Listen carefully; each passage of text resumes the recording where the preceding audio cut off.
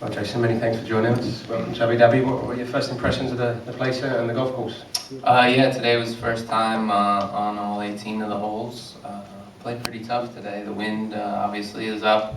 The fairways seem to be mown in a little bit tighter.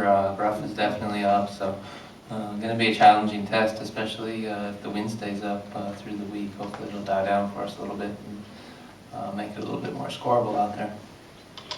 You played in Perth last year on the European Tour, playing here this week, and I believe in Qatar as well next week. What kind of appeals to you about challenging yourself and competing outside the States? Yeah, I've seen, growing up, I've seen a lot of guys come over and play different tours, compete all around the world. Just felt like a lot of those guys were kind of the upper echelon of players, and felt like that maybe was something that I'd want to do. I've had the opportunity here the last couple of years with my play in the U.S. to kind of free my schedule up later in the seasons and the early part of this season. So it's just been nice to be able to get some exemptions and have some tournaments want me to come and play their events. And it's just I think a good thing to kind of compete around the world and see where you stack up with, and maybe show the world what type of golf game you have, where they might not be able to see you in person. We're pretty spoiled in the U.S. We just kind of play in one area, and people are pretty focused on, the U.S. PGA Tour, but there's a lot of other tours and a lot of other great events around the world that are going on. So would you like to see more of your fellow Americans coming out and playing on the European Tour? I think it's up to the individual. I can understand both sides of that argument. Guys get comfortable. They want to stay close to their family. Obviously, traveling over here can be difficult for some. But I think it makes you a little bit better player to come over here, experience golf in different places, compete against different players, different golf courses, and I think it's just overall good for the game. Anytime you can have guys that are top 50 in the world playing in Abu Dhabi or next week in Qatar, they don't get that opportunity but once a year. So to increase the field strength, so to speak, I think it's a great thing for the game of golf. Take some questions from the floor. Do you want to start us off, Steve?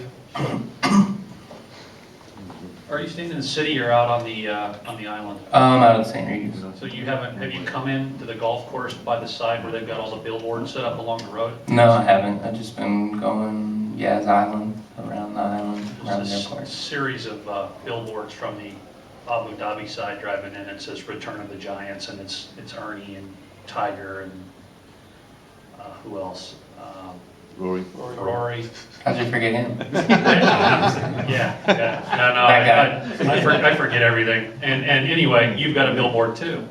So I was just wondering whether you think of yourself as being in that ilk yet, or whether that kind of causes you to smirk or cringe, or what your reaction is when you're arrayed like there in this stack of potentially all Hall of Famers. Yeah, it's pretty neat. Obviously that starting to get more common with those types of things. When I went to Perth early in the year, I was one of the couple players that they kind of headlined for that event, and same thing here. So it's neat to be those little kind of added on things, to be on the cover of a program or to be on billboards. Not something obviously I'm used to, but starting to get used to it. Don't mind it. That means that you're playing pretty well and people are taking notice of your game.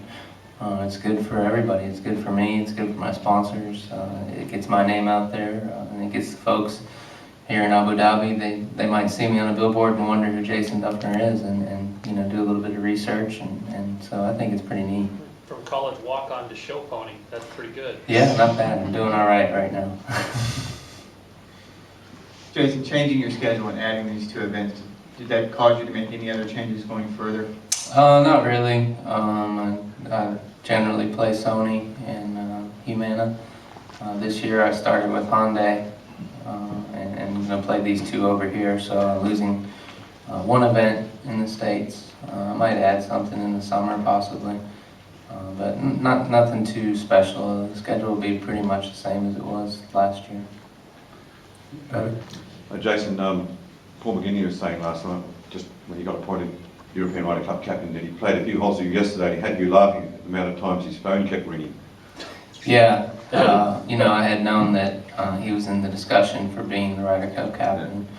we didn't really have a conversation about that. I didn't want to, pry into it too much, but his phone was going off a good bit, and I didn't know if it was good news or bad news, or, so we just kind of kept playing 9 holes, and I found out later in the evening that he was selected. I'm just going to ask you, perhaps your reaction to that, how well do you know Paul, and how much, I'm sure you'd be relishing the opportunity of being Tom Watson's side to go up against Port Glen Eagles. Yeah, definitely. I don't know Paul very well. That's the first time I actually had played with him yesterday. I'd seen him at some events. I'd seen him at the Ryder Cup this year. So I'm familiar with the name, not familiar with the person. And the second part of that, obviously, I'd love to be part of the Ryder Cup team again here in 2014. It's going to be, a unique experience with Tom Watson being the captain, playing in Scotland. He's kind of an adopted son over there, I guess, so to speak. So, I think we'll be excited to try and get back into that competition and win the cup back. Can I just ask one other question? Can you see how much a big deal it is in Europe, a Ryder Cup captain, and also the Ryder Cup itself? Yeah, definitely. I think it's a big deal on both sides. From players on the United States team that I've talked to, they've always said it's a lot tougher going over there and playing. You're dealing with the fans and kind of a home team atmosphere for that, side. So I think it's a big deal to everybody. The United States gets pretty pumped up for it. Obviously, Europe really gets pumped up for it. And Europe's got a little bit more bragging rights right now. They've kind of been whipping us pretty good in that competition for a good number of years now. So it definitely is a big event in golf. And, I think everybody that's either played on them or has been close to playing on them, both sides wants to be part of those teams. Sure. Jason, considering that the amount of tournaments you are now playing outside the US, is there any thought of taking up a membership on the European Tour? Yeah, I've discussed it a little bit. We thought about possibly doing it this year. I'm not really sure how much I'm going to be playing later in the year, Q4 after the playoffs. So that's kind of the reason why I didn't do it this year.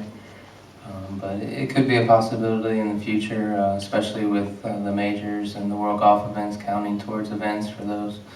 And then, throw in a couple, 3 or 4, it seems like every year that would also count. So it may be a possibility in the future, but not this year. Carl? The choice of Tom Watson seems inspired. I mean, you couldn't get a greater figurehead to lead an American team to Scotland.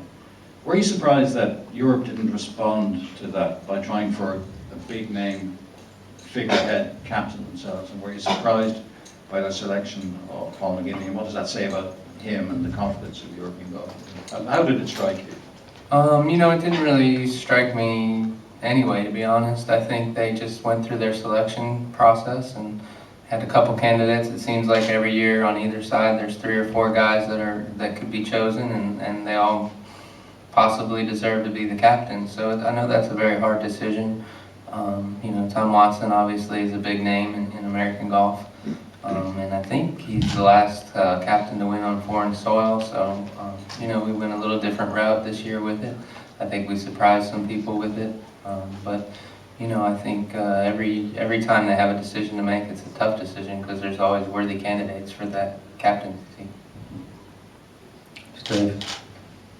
Yeah, they pick the captains in different fashions on both sides. Some mysterious PGA of America guys get together and that cast changes depending on who the president is that year. Would you like to see a similar system ensconced in the U.S. where the players might actually have some input into that? And I mean, pretty clearly McGinley was elected by a lot of people tweeting and making strong statements, Rory, Poulter, etc. They had a direct say in who became their boss, and you guys have virtually zero. Yeah, I think that would be nice from a player's perspective. We're playing in the event. I think we're familiar with a lot of the guys that could be up for nomination for being captains. And I think as players, and if you ask most guys, they would want to be involved in that process a little bit more, I think. But it's set up a little bit different. And like you said, this year with Europe, they had a lot of influence from the players, and the players kind of so to speak, spoke and you know, pushed for this, pushed for Paul to be the captain. Campaign for him. Yeah. So, you know, I think that speaks volumes for, you know, how the team, you know, is going to come together for them. You know, I think it would be nice to have a little bit more input, you know, with the selection of that. But. Because it's gonna, to them, it's gonna seem like, hey, he's our guy, we helped pick him, let's go out and win it for him. And I'm not saying Watson's a bad pick by any stretch of the imagination, but you had zero to do with the process of him being placed there. Yeah, and you know, the thing that's tough also though is who's to say any of these guys would be on the team that are helping select the captain. You True. know, so it's a tough decision, like I said, for whoever's making it, because there always seems to be guys that are worthy candidates for it. As players, I think it's part of our job to kind of rally behind the PGA of America and rally behind whoever they select as captain, and you know, support that decision.